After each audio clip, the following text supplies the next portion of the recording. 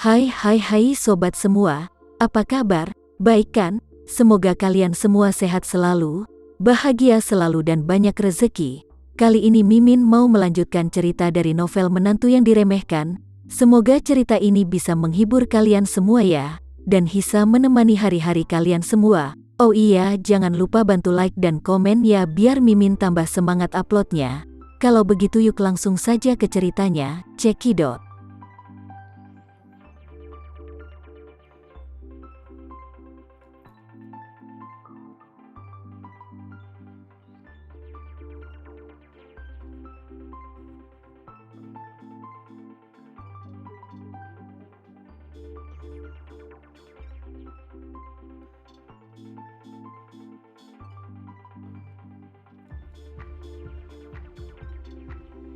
Berpikir tentang lingkungan yang keras dan tak kenal ampun di kaki Gunung Sinabung, Bramasta Suteja menangis dan berkata, "Tuan Tamarenza, saya mohon ampuni kami dan biarkan kami masuk penjara.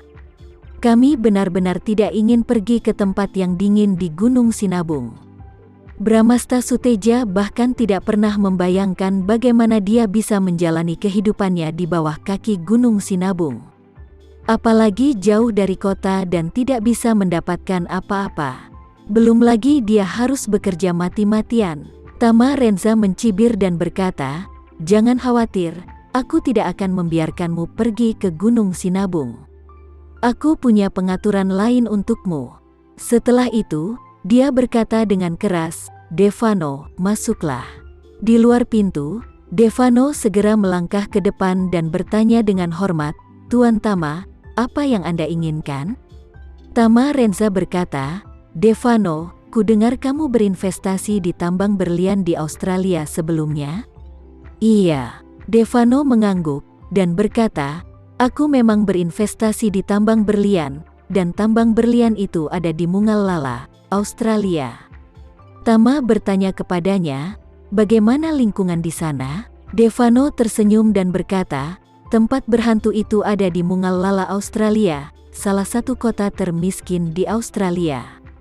Sangat miskin, bahkan Anda tidak dapat membayangkan keadaan di sana.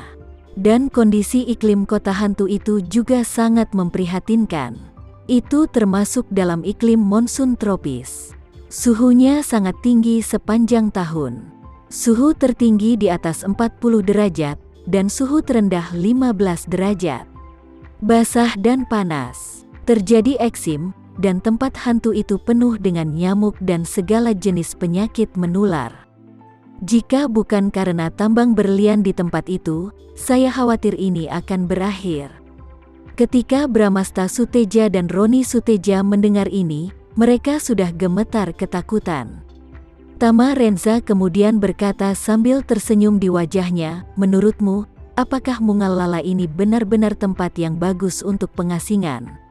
Setelah mengatakan itu, dia menunjuk ke Bramasta dan Roni Suteja dan berkata sambil tersenyum, "Baiklah, Devano, kamu bisa mengirim ayah dan anak ini ke Mungallala dalam waktu semalam. Atur ke tambang berlianmu, biarkan mereka pergi ke sungai bersama pekerja lokal. Ambil berlian, mengurus makanan dan tempat tinggal, tapi jangan pernah memberi mereka upah sepeser pun. Selain itu, pastikan kondisi makanan dan penginapan mereka sama persis dengan pekerja lokal. Pada saat yang sama, mereka akan dikirim untuk mengawasinya sehingga dalam 20 tahun ke depan, mereka tidak akan pernah kembali lagi. Mengenai apakah mereka dapat kembali dalam 20 tahun, itu tergantung pada kinerja mereka dalam 20 tahun ini." Begitu kata-kata ini keluar, Bramasta Suteja dan Roni Suteja hampir pingsan. Bramasta Suteja kemudian menangis terseduh-seduh dan berkata, Tuan Tama, tolong selamatkan kami. Selamatkan hidup kami Tuan. Di kota hantu di Mungallala, aku dan anakku akan meninggal karena disentri atau penyakit menular lainnya. Mungkin kami akan bertahan paling lama dalam beberapa bulan saja. Daripada mengirim kami ke Mungallala, lebih baik Anda menembak kita langsung saja." Kemudian Devano tersenyum dan berkata, "Tuan Bramasta Suteja tidak perlu khawatir. Meski kondisi alam dan manusia di Mungal-Lala memang sangat berketerbelakang, kami para pengusaha Indonesia yang berinvestasi di Australia masih sangat manusiawi dan memiliki hari nurani kok. Kami memiliki dokter profesional di setiap lokasi konstruksi. Stok obatnya juga sangat mencukupi, yang pasti bisa menjamin kesehatan Anda. Roni Sureja meratap dengan keras, "Saya tidak ingin pergi ke Australia. Saya tidak ingin pergi ke Mungal-Lala. Saya tidak ingin pergi ke tempat hantu semacam itu untuk menggali berlian. Tolong, kirim saya ke penjara. Saya seorang kriminal, biar hukum negara yang menghukum saya, tolong. Kakek, selamatkan aku kek, aku tidak mau." Bramasta Suteda juga terus memohon pada saat ini, "Tuan Tama, kasihanilah, biarkan kami mati. Kami tidak mau hidup aeng sara." Kemudian mendengar itu Tama mencibir, "Apakah menurutmu kamu masih memiliki hak untuk memilih? Itu hanya sebuah mimpi." Segera, dia melihat ke arah Devano dan memerintahkan, "Tuan Devano, biarkan bawahanmu segera menurunkan mereka, dan atur pesawat untuk membawa mereka ke Mungal-Lala secepat mungkin. Lebih baik jika mereka bisa pergi pada sore hari ini." Ketika Devano mendengar perintah itu, dia langsung berkata tanpa ragu-ragu, "Baiklah Tuan Tama, aku akan mengatur pesawat untuk membawa mereka berdua ke Mungal-Lala."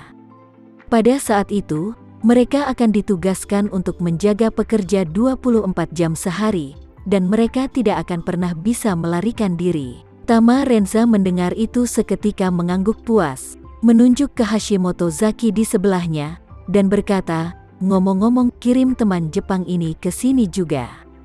Ketika Hashimoto mendengar ini pertama kali, dia sangat ketakutan hingga dia menangis dengan sedihnya, dan memohon dengan isak tangis, "Tuan Tama, masalah ini sepenuhnya dilakukan oleh ayah dan anak yang berasal dari keluarga Suteja. Keduanya adalah dalang yang asli. Aku hanya sebagai wayangnya di sini. Anda tidak bisa menemukan alasan apa-apa untuk mengirim saya ke Mungal-Lala, tolong biarkan saya pergi." Tama lalu mencibir, "Hashimoto Zaki, menurutmu kamu bukan dalang, jadi kamu tidak harus bertanggung jawab? Sudah kubilang, sifatmu seburuk mereka berdua." Setelah itu, Tama Renza memberitahu Devano lagi, "Tuan Devano, setelah Hashimoto ini tiba di Mungal-Lala, semua perawatan diperlakukan sama seperti Bramasta Suteja dan Roni Suteja. Tidak boleh ada keberpihakan, mengerti?" Devano segera mengangguk tanpa ragu-ragu dan berkata, "Tuan Tama, jangan khawatir, aku pasti akan mengaturnya dengan benar."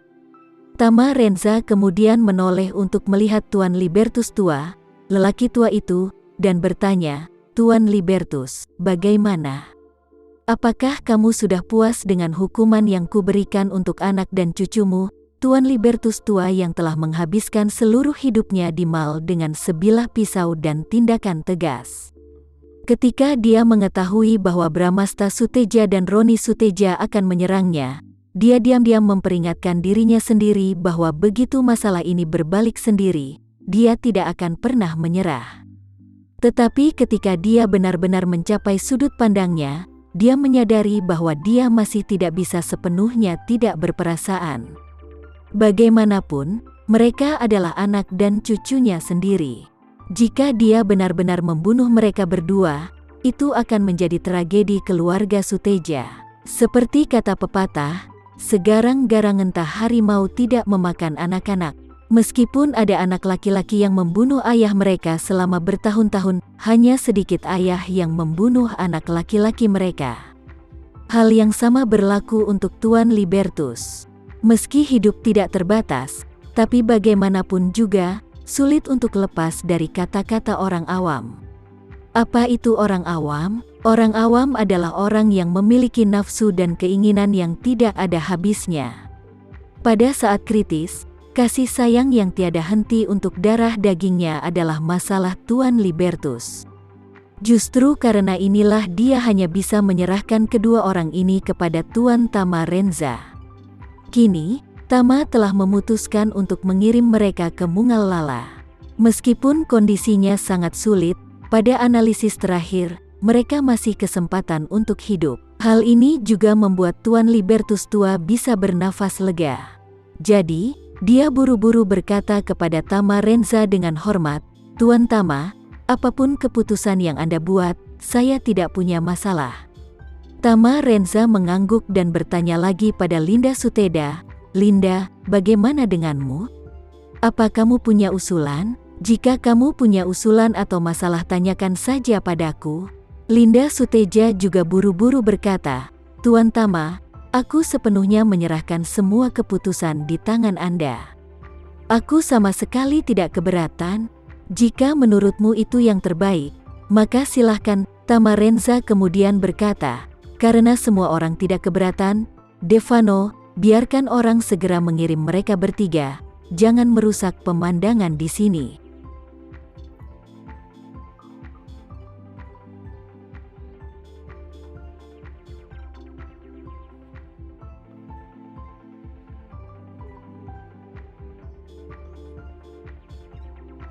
Sekian dulu ya cerita kali ini, kita lanjutkan lagi ceritanya di lain waktu.